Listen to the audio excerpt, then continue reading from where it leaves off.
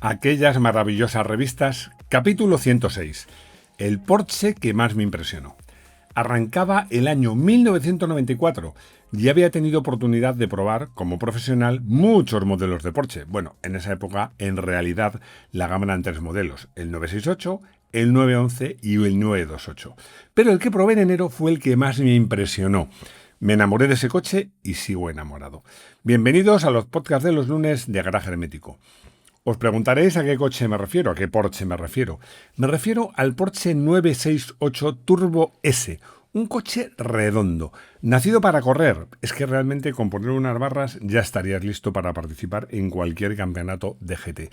Era un coche, como os digo, delicioso de conducir, eso sobre todo, rápido, equilibrado, bien hecho. No había probado un Porsche mejor hasta ese momento. Había probado el Cup, que era también una versión un poco destinada a la competición, pero nada que ver con este. Este coche es que estaba, como os digo, afinadísimo por un piloto ingeniero, que era Jürgen Barth, que era en este momento el departamento de competición de Porsche. El motor era fantástico, porque era turbo, pero estoy viendo la curva de potencia. La curva de potencia es de libro, porque es que arranca con 30 caballos a 1000 revoluciones y coronan unos 305 caballos a menos de 6000 revoluciones. Pero es que la curva de par, es verdad que entre 1500 y 3000, un poquito menos, crece vertiginosamente, pero es que luego se mantiene. El motor era delicioso, prácticamente no tenía tiempo de respuesta, pero como os digo, era delicioso porque tenía un par, era una maravilla. Por supuesto, rodando en carretera, pero en circuito te lo hacía todo muy fácil. Pero con todo, el motor no era lo más importante. Lo más importante era el bastidor, que había sido reforzado, con una suspensión rebajada, con torretas que estaban unidas, con esa barra que se unen en los coches de competición, con un puente de acero, llantas de 18, que ahora no parecen muy exageradas, pero entonces sí que lo eran. Y como os digo, sobre todo, el ajuste de las suspensiones en cuanto a reglajes hacían que el coche fuese un coche extraordinariamente rápido y a la vez, yo lo probé en circuito, también en carretera, pero sobre todo en circuito, que me harté de dar vueltas hasta que se hizo de noche, pues era una maravilla, es que era una auténtica maravilla. Os voy a contar que este coche pesaba 1300 kilos pelados. Es más, si le quitabas el equipamiento que podías llevar, aire acondicionado, por ejemplo, y los Elbalunas, que eran manuales, podía estar por debajo de los 1300 kilos. Era un coche, como os digo, una auténtica pasada.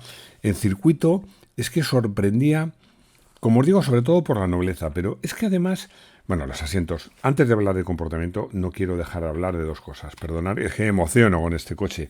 Uno era la estética. No era exagerar a un alerón un poco más grande, nada que ver con el de, por ejemplo, un Escort Cosworth, unas llantas muy bonitas, más anchas, y luego pues unos pasos de rueda un poquito ensanchados, sobre todo el coche más bajo, un poquito más bajo de adelante que de atrás. Tampoco quiero dejar de hablar del interior, porque estaba presidido por unos buckets, no asientos imitando buckets, no, buckets, eso sí, excelente y extraordinariamente acabados, con unos buenos cinturones. Y con todo esto, y ahora sí que hablo del comportamiento, de este coche el cambio era muy preciso. Más que lento, diría que tenía unos recorridos algo largos. Recordad que tenía sistema transaxle, quiere decir que el cambio estaba detrás. El peso era muy equilibrado, a pesar de llevar el motor delantero, que os recuerdo que en este caso era un 4 cilindros de 3 litros. El motor de calle daba 300 caballos, pero con muy poca preparación se subía a 350 caballos, con un kit que vendía Porsche, que incluso te autorizaba utilizar el coche en la calle. Aunque este coche realmente, su medio natural era el circuito. Como os digo, en circuito, ¿qué tenía de bueno? Bueno, una cosa que tienen todos los Porsche y que este todavía más, porque tenían unos discos absolutamente gigantescos. Eran tan gigantes como de 322 milímetros. Tenía una frenada, unos frenos que eran lo más grandes que permitían esas llantas. La frenada era extraordinaria, además con el coche muy plano, muy controlable. Podías apurar mucho la frenada, el coche no se descontrolaba nada. Sorprendía, siendo un coche con motor delantero que te esperas que sea un poquito más subvirador, la facilidad con la que en coche entraba en la curva. Era muy dócil a la dirección, que por cierto era directa, muy rápida, directa, y que te hacía sentir muy bien el coche. Eso en todos los 968, pero con este calzado especialmente más. Lo mejor era que con esa respuesta del motor, porque llevarle el circuito por encima de 3.000 vueltas era facilísimo con las 6 marchas, no tenías una patada de turbo en ningún momento, siempre iba con el turbo cargado, con lo cual no tenías ninguna patada y era muy fácil modular con el acelerador hasta dónde querías llegar. Además me acuerdo que incluso en curvas rápidas tú acelerabas y cuando veías que el tren trasero empezaba a escaparse, pues mantenías el acelerador o incluso si querías ahuecabas un poquito, pero yo generalmente lo mantenía o incluso en curvas rápidas a lo mejor no, pero en curvas más lentas sí que me atrevía a pisarle un poco más. Esto me lleva a hablaros de un vídeo que quiero grabar sobre cuando los deportivos eran humanos. Porque es que ahora los coches, todos, pero los deportivos también, están cargados de electrónica. Yo la pregunta que hago es que, ¿tanta electrónica es imprescindible? Es cierto que los sistemas electrónicos salvan vidas y hacen más fácil de llevar los coches, pero yo creo, esto es una reflexión que hacen en este vídeo, que la electrónica tiene que ir por detrás de la mecánica. Cuando un coche está tan bien hecho, tan afinado de suspensiones, es que realmente incluso en mojado lo puedes llevar, es un coche humano que lo puedes controlar. Claro, cuando es un coche de 2.500 kilos, 600 caballos, unas suspensiones tirando a simplonas, necesitas la electrónica para hacer que ese coche sea gobernable. Pero yo creo... Es un vídeo que voy a hacer, porque hay coches como este tiene 300 caballos, pero un BMW M3 nadie se le ocurre decir que es un coche deportivo y ojo, era un coche que daba solo 200 caballos. Hoy día es que hay tracción delantera eléctricos que dan muchos más que esos. No solo de Porches vive el hombre. Y hay otro coche que también me impresionó. Curiosamente me gustó menos, y curiosamente me gustó menos pese a contar con el doble de potencia prácticamente que el Porsche. Me refiero al Aston Martin Vantage, una marca que me gusta porque reúne deportividad y estilo. Acabo de grabar esta misma semana un vídeo de superdeportivos, que llamo superdeportivos y superfracasos, donde cuento con esas marcas que no tienen ninguna historia, no tienen ninguna tradición y que hacen superdeportivos para jeques, futbolistas y reggaetoneros, pues no me entusiasman porque yo creo que le falta alma y les falta pues un poco de clase y de estilo. Bueno, pues a este coche no le faltaba ninguna de las dos cosas y tampoco no le faltaba para nada potencia, porque el motor rendía 550 caballos. Estamos hablando de un 8 cilindros de 5,3 litros, que como os digo, daba 550 caballos a unas 6.500 revoluciones y un par fantástico. El coche era muy bonito, es típico Aston Martin. Como os digo, los Aston Martin me gusta porque, para empezar, son coches, no pasan desapercibidos, son muy llamativos, pero no son un Ferrari. Estaría en ese sentido más cerca de un Porsche, un coche más utilizable, un coche que te atreverías a aparcar en un aparcamiento público, aunque sea por unas horas, cosa que con un Ferrari yo desde luego no me atrevería. Y luego el interior, además de estar lujosamente acabado, típico coche inglés, en este caso lo digo para bien, con cuero y madera y una moqueta de lana gruesa, pero sin escatimar. Estoy viendo el tablero y tiene madera de raíz de nogal y todo forrado de cuero. El volante es un poco feote, pero es una pasada. Y es un coche, como os digo, muy utilizable porque, a ver, las dos plazas traseras son relativamente reducidas, pero sí te valen para dejar la chaqueta, un maletín o lo que quisieras, y tenía un maletero digno de ese nombre. Y era un coche que pesaba menos de 2 toneladas. En su momento criticamos que nos parecía un coche un poquito pesado, pero claro, lo digo siempre y me repito, me tenéis que perdonar, pero es que los criterios en ese sentido han cambiado bastante. Vamos a hablar de otro coche que tiene, en este caso, más estilo que deportividad. El siguiente modelo también es un coupé, y además es un coupé lujoso, confortable y con clase. Estoy hablando del Rover de la serie 8, el 827. Un lujoso, como os digo, y un muy confortable, muy utilizable coupé. Estos coches ahora ya no se llevan.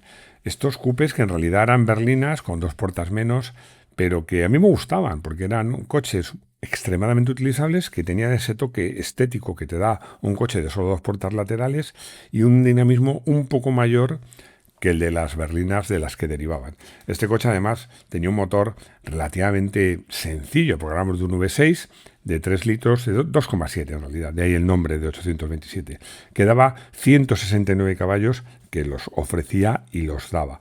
Era un coche, como os digo, Eh, si te empeñabas en practicar una conducción deportiva, en zonas rápidas o medias iba muy bien. En zonas viradas acusaba más que el peso, que son 1.400 kilos, que tampoco es para tanto, pues la batalla de casi 2,8 metros y una longitud que se acercaba a los 5 metros. Claro, en zonas viradas, muy retorcidas, ahí pasa factura el tamaño. Insisto, yo creo que el tamaño incluso más que el peso. Y unas suspensiones que, aun estando bien amortiguadas, estaban claramente más orientadas. No, a ver, voy a corregir. No claramente más orientadas a la comodidad, no. Sin renunciar a una cierta deportividad, no querían renunciar tampoco a la comodidad. Era ya sabéis que se ve siempre que hay un compromiso, pues realmente el coche era menos cómodo que la berlina y era menos eficaz que otros deportivos con suspensiones más rígidas. Pero era un coche muy agradable de llevar y que a mí me gustaba porque, como os digo, también aprecio los coches con clase y estilo. Y vamos a acabar a hablar de coches con otro coche con clase y estilo. Y además una berlina que no renunciaba a una cierta deportividad. Hablamos de Mercedes-Benz y del modelo el C280.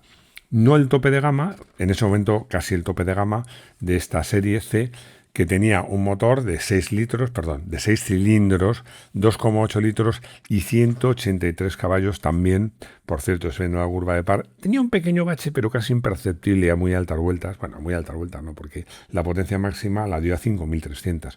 Entre 5.000 y 5.300 parecía como si dudase un poquito y luego seguía, pero era prácticamente imperceptible, aparte que este coche no invitaba a llevarle alto de vueltas, porque en cambio la curva de par es absolutamente fantástica. Se puede decir que es casi una recta a partir de unas 2.500 vueltas, se acerca mucho al par máximo. El motor era extremadamente agradable. Estos motores de 6 cilindros de Mercedes a mí me gustaban mucho, me recordaban a los de BMW. Lo que sucede es que los de BMW, incluso los equivalentes en cilindrada, no eran tan refinados abajo, pero en cambio eran más alegres subiendo de vueltas. Los de Mercedes eran un poquito más burgueses, pero en el día a día yo diría que incluso podrían llegar a ser más agradables según cuál fuera tu estilo de conducción. Como soy un obseso del peso, os diré que en su momento también se criticó este coche por ser algo pesado, sobrepasaba los 1.400 kilos, pero el coche estaba... Hicimos un vídeo que titulamos Cuando los Mercedes eran auténticos Mercedes. Este todavía sigue siendo uno de los auténticos. Me llama la atención los asientos, porque eran unos asientos con una tapicería a cuadros, un poco banal la decoración, pero esto va muy bien con el paso del tiempo, porque cuando una decoración es a lo mejor demasiado alegre, envejece más. Este coche, si lo pruebas ahora, no te llama la atención esta decoración de la tapicería, pero los asientos, es que digo siempre lo mismo, pero es que era así. Te sentabas en este coche y la primera sensación es, bueno, que asientos más duros y que rígidos. Pero a medida que pasaban las horas, si estabas horas y horas en el coche, bueno, horas y horas, tampoco hace falta exagerar. Con que estuvieras un par de horas o una hora, ya empezabas a verlo con otros ojos. Dice, oye, qué bien hechos están. Y es que realmente estaban muy bien hechos.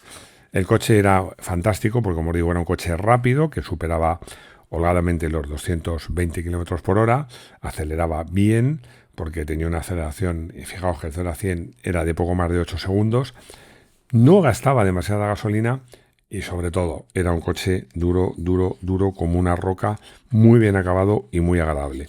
Para viajar no se me ocurre casi nada mejor. Vamos a hablar ahora, vamos a ir al motor Sport. Vamos al motor Sport, donde vamos a hablar de un hombre de récords. Vamos a hablar de un hombre de récords porque Juha Kankkunen, que había ganado un título en el Mundial de Grupo B, pues muchas veces nos referíamos a él, incluso los periodistas, como el ex campeón Juha Kankkunen, como si ya hubiera pasado su tiempo. Pues no había pasado su tiempo porque ganó su 4º campeonato del mundo con todo merecimiento, con un coche que el Toyota, que no era el mejor, en algunos casos en algunas circunstancias podía llegar a ser el mejor, pero es que tuvo una actuación espectacular. Además, es que en este rally tan complicado que fue el RAC, que hubo, cuando este rally nieva, porque cuando hay otros rallies, el rally de Suecia, por ejemplo, nieva, pues se hace hielo. Cuando en el Rally de Monte Carlo nieva, como es nieve sobre asfalto, bueno, pues patina mucho, pero debajo es duro. Pero en este Rally del RAC, cuando nevaba, lo que se hacía era un auténtico barrizal. Se mezclaba la nieve que se derretía con que el suelo era de tierra y era un verdadero infierno. Y bueno, como siempre digo, los campeones siempre se distinguen por una cosa: cuanto peor, mejor. Y aquí demostró Juha Kankkunen que era todo un campeón. Todo un campeón. Ganó, no por mucho margen, la verdad, a François Delecourt. Y bueno, nuestro Carlos Sainz, se tuvo que conformar con un quinto puesto, curiosamente ex equo, con un valor en alza que era Colin McRae. Pero ya muy lejos. Fijaos que Carlos Sainz, como Colin McRae, tenían 50 puntos y Juha Kankkunen ganó con 135 puntos. Realmente es que está claro que Juha Kankkunen era un auténtico pilotazo, de lo mejor que hemos tenido en rallies.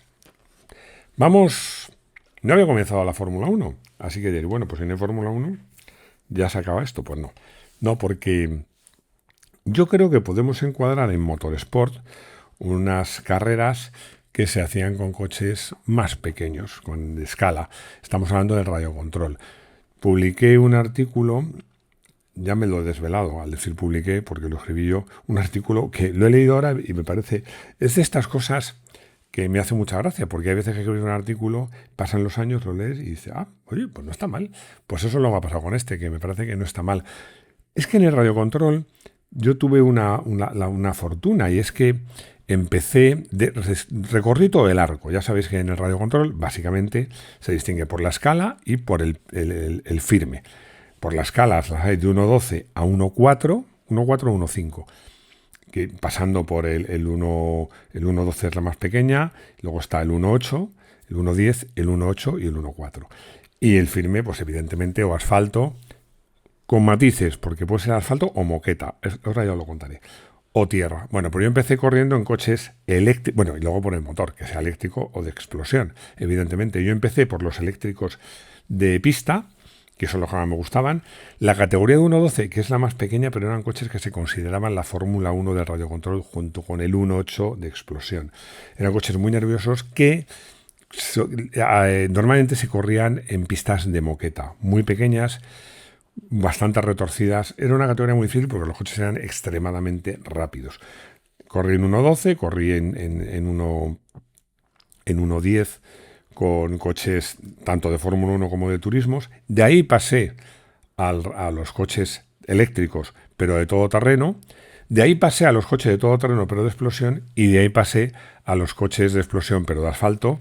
Primero con 1.10, que era 4x2. Luego un 1.8, que era la otra Fórmula 1 del radiocontrol, que eran coches muy sofisticados. En algún vídeo lo he sacado, con tracción total, cambio de velocidad, es una auténtica pasada.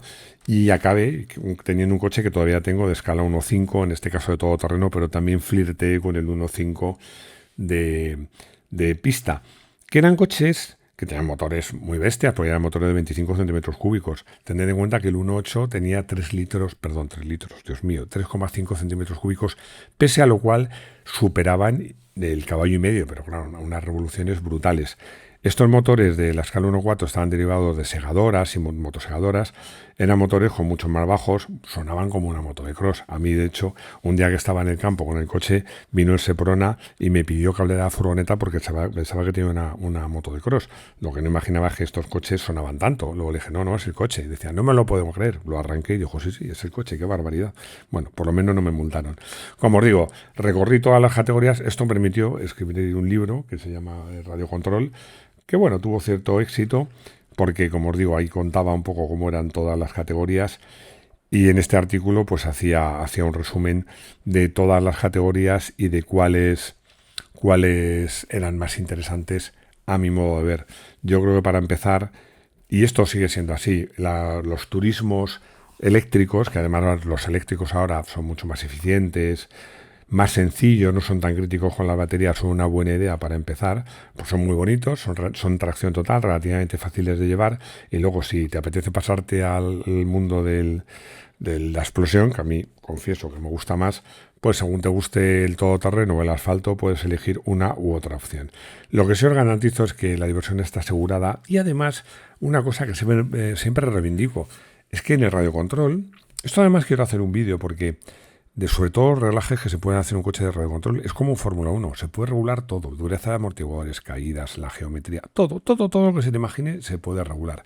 Y eso hace que, aunque sean coches a escala, realmente aprendas mucho de coches y de puesta a punto de coches, porque más o menos la puesta a punto es igual. Sí que es cierto que hay una cosa que hay que tener en cuenta, que en el coche de radio control no vas dentro y por tanto haces una conducción mucho más agresiva de la que harías en un coche si tú fueras dentro. Aparte, pues eso, si tienes un accidente en un coche de radio control te puede costar caro, pero no te vas a hacer daño. Bueno, salvo que el accidente sea que el coche salte de la pista y te dé a ti en la cabeza, pero eso es poco probable. Y llegamos al final de este podcast de los lunes. Muchas gracias por estar ahí, muchas gracias por seguirme y, como digo siempre, espero que me escuchéis de nuevo en los podcasts de los lunes de Garaje Hermético. Hasta pronto.